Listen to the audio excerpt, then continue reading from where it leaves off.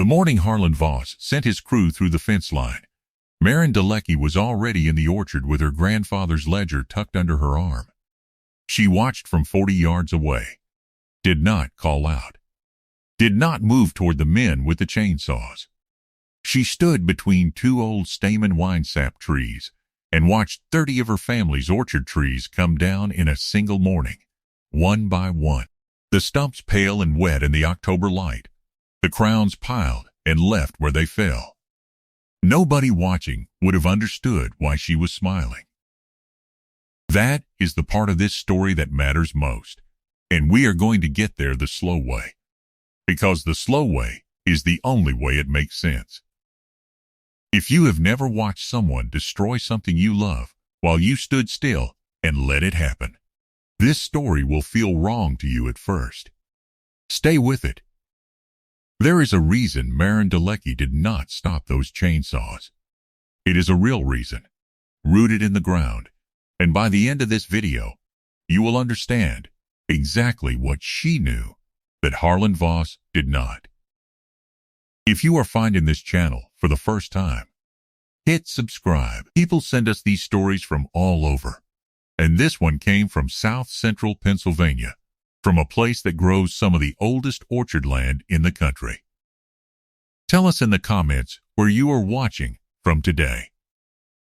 Adams County, Pennsylvania sits in a limestone bowl between South Mountain and the first long ridge of the Appalachians, and it has been growing apples since before the United States existed. The soil there is a deep, well-drained loam over fractured limestone bedrock, and the elevation runs from roughly 500 to 1,200 feet above sea level, which gives the county its cold air drainage, its late spring frost pockets, and its long, slow autumns that are precisely what apple quality depends on. Gettysburg is the county seat, and most people who know Adams County know it only for the battlefield. But growers in the region will tell you that the county produces somewhere between 10 and 18 million bushels of apples in a strong year, making it one of the top apple-producing counties east of the Mississippi. The orchards there are old. Some rootstocks in the ground predate the Civil War. The trees are not separated by much. Historically, close planting at 12 to 16 feet on center was standard practice, which left the root systems of neighboring trees intertwining for decades underground without anyone designing it that way. That intertwining is the whole story. Marin Dalecki was 16 years old in the autumn her neighbor moved the fence line. She was not the kind of 16 that gets described as a prodigy.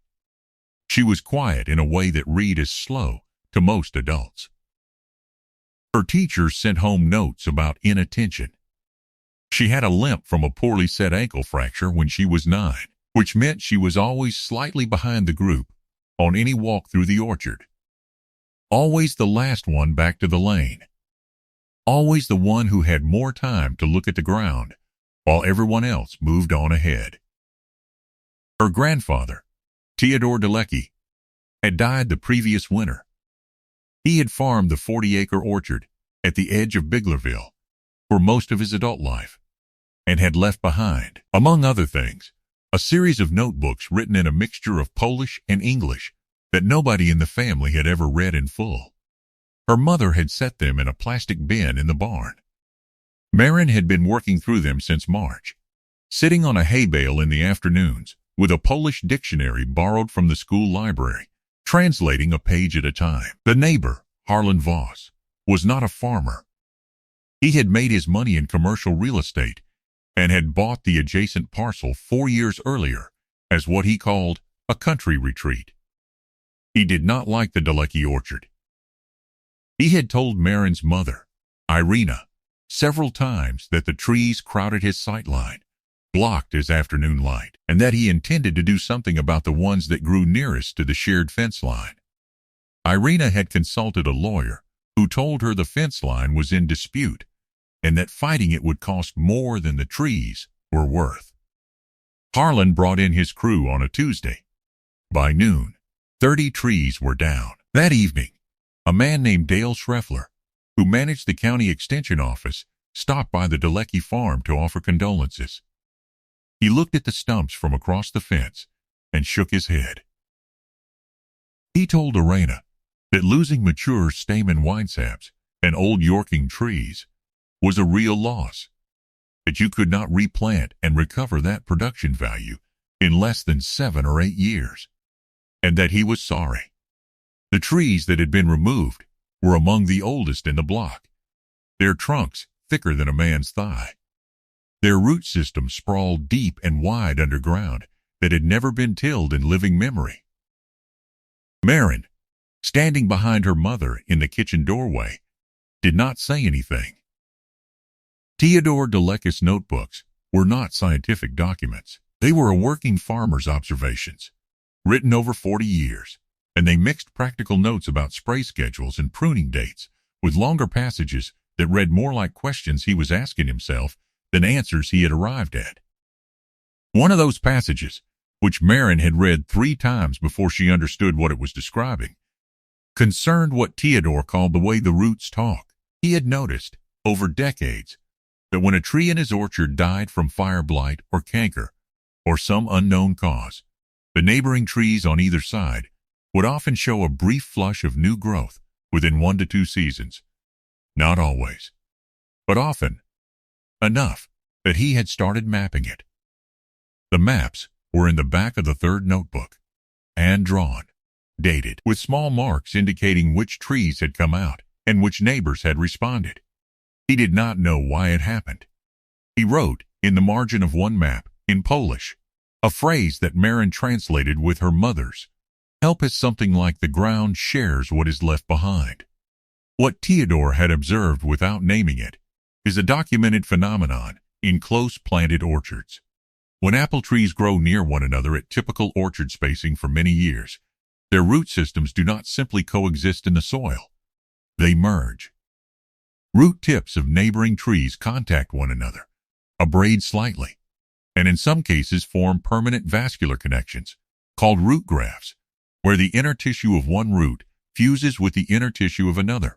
Through these junctions, water, dissolved minerals, and photosynthetic sugars can move between trees. The trees, at the root level, are no longer fully separate organisms.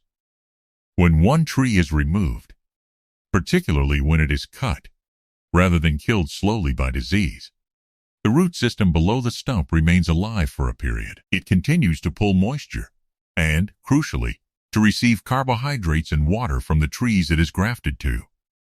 The stump cannot photosynthesize, but if it is still connected below ground to living neighbors, those neighbors will sometimes continue to pump sugars into the dead stump's root system involuntarily, because the vascular connection does not distinguish between a living trunk and a dead one. More importantly, the reverse is also true. When a large root system is suddenly severed from its crown, the below-ground mass, the stored carbon, the mycorrhizal relationships, the water-holding capacity, and the mineral access depth of that root system do not disappear. They remain connected to the neighbors. The surviving trees absorb the hydraulic and nutritional advantage of a suddenly root-rich neighborhood. Harlan Voss had removed 30 trees. He had, without knowing it, given the remaining 112 trees of the Deleky orchard 30 additional root systems worth of soil access, mineral reach, and stored carbon to draw from. The carbon piece is important and easy to understate. A mature apple tree in heavy ground like Adams County limestone loam will accumulate starch reserves in its root system across the entire growing season. A kind of biological savings account drawn on in early spring when the tree breaks dormancy before it has enough leaf surface to photosynthesize at full rate. Those reserves do not vanish when the crown is removed. They sit in the root tissue, connected through graft junctions to the living neighbors. Available, the surviving trees were not just getting more soil access. They were inheriting the fuel reserves of 30 trees that no longer needed them. Marin did not tell her mother this. Not yet. She spent the rest of that autumn watching the stumps. making her own maps in a notebook she bought at the Biglerville dollar store, marking which stumps stayed green on the cambium layer when she scratched them with her thumbnail, and which had gone dry and gray. 17 of the 30 stumps were still alive by December. That meant their vascular connections to living neighbors were intact. The root grafts were still open, still conducting. The following spring, the row of trees immediately adjacent to the removed line put on the heaviest bloom Maren had seen in the 3 springs she had been paying attention. She photographed it. She counted flowers per spur on 12 trees and compared the numbers against the same trees photographed from her grandfather's slides the spring before. The bloom weight was heavier on the survivor row by a measurable margin. Her mother noticed and said the trees looked good this year. Maren said nothing. The fruit set was heavy. Fruit size in August was above what the family packing house manager, a laconic man named Stu Weinbrenner, had projected. Stu ran the numbers in September and told Irina the per-box yield on the survivor rows was running about 12% above the 5-year average. Irina was pleased. She told a neighbor it was just a good year, one of those seasons that came along and could not be explained. Then the rot came. In late August, a week before the first pick, a fungal canker Maren had not anticipated spread through the root zone of one of the still-living stumps and entered the grafted root system of 3 adjacent bearing trees. She had known the stumps were a disease vector risk. She had read about it in an extension bulletin she found in the barn. She had not fully weighted how fast it could move through a graft junction in a wet summer, how efficiently the same vascular pathway that fed the trees could also carry a pathogen from a dying root system into a healthy one. She lost 3 trees in the survivor row to a black rot that entered through the root graft junction. Not Harlan's fault. Her own incomplete understanding of the mechanism she was relying on. She spent a week unable to look at the orchard. Stu Weinbrenner told Irina that 3 trees lost to canker in a wet year was not unusual, and that it happened on neighboring farms too. He did not connect it to the stump row. Nobody did, except Maren, who had mapped the graft connections and could trace exactly how the infection had moved, root to root, junction to junction, through the underground network she had been quietly studying. She spent the winter reading everything she could find about root graft disease transmission, about when to sever root grafts deliberately, about the practice some growers used of soil trenching between diseased and healthy trees, specifically to interrupt the vascular connection before a pathogen could travel it. She read about the same technique used in European orchards to manage replant disease, and about Pennsylvania State University trial plots where root graft interruption had been tested in old high-density orchard blocks on ground, not unlike the Delecky farm. She found one paper from the 1970s that described the phenomenon with enough precision that she recognized her grandfather's map drawings in it. The same pattern of neighbor response after removal, documented by researchers who had no idea a farmer in Biglerville had been quietly noticing the same thing in handwritten Polish across the same decades. In the spring, with a rented trenching attachment on her uncle's tractor, she cut a shallow trench between the stump row and the bearing trees, interrupting the connection on the disease side while leaving the clean side grafts intact. It was imprecise.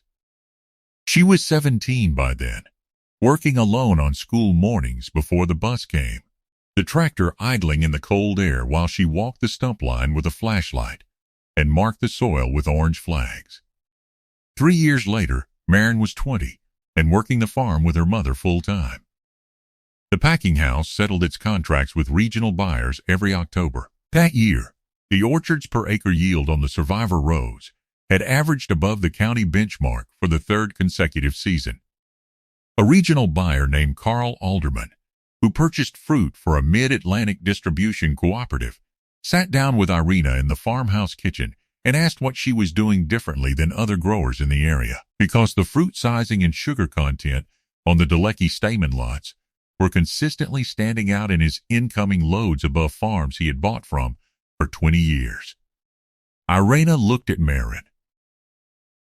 Marin explained the root graft mechanism, the redistribution of below-ground resources after the tree removal, the disease risk she had discovered and partially corrected, the trench intervention, the maps in her grandfather's notebook and in her own, the dead stumps that were still feeding the living orchard through connections formed over half a century underground. Carl Alderman looked at the maps for a long time. Then he said that in 30 years of buying fruit in Adams County, he had never heard anyone explain an orchard the way she just had. He offered a 3-year contract at a premium price per bushel above his standard rate. Irina signed it that same afternoon. Harlan Voss was not told. There was no conversation with him, no moment where he was walked through what his fence line clearing had produced. He drove past the orchard on the county road the following spring, as he had driven past it many times. He would not have seen anything unusual. The trees on the Survivor rows did not look dramatically different from any healthy orchard in Adams County in May, the blossoms white and unremarkable against a gray sky. He did not ask. Dale Schreffler heard about the contract through the Extension Network and drove out to talk to Irina about it. He sat with Marin for about 2 hours while she walked him through the notebooks, the maps, and the trench records. He was quiet for a long time after she finished. He told her she should write it up. That growers in the county with old high-density blocks on limestone ground needed to understand what she was describing. That this was the kind of practical knowledge that got lost between generations and left farms worse off for its absence. Marin said she would think about it. She has not published anything yet. She still farms the same 40 acres. The Extension office has asked her twice more. The neighbor, Harlan Voss, sold his retreat property 2 years after the contract was signed to a family from Baltimore who planted a kitchen garden and left the fence line alone. Whether Marin Dalecki will eventually put the mechanism in writing, in a form that other growers in Adams County can use, or whether it will stay in her notebooks the way her grandfather's knowledge stayed in his for 40 years before she found it in a plastic bin in the barn, is a question this story cannot answer for you. If you have ever watched something get taken from you and found the patience to understand it before you reacted, leave that in the comments. We read all of them. Subscribe if you want more stories like this one. They are out there, on real land, in real counties, and most of them never get told.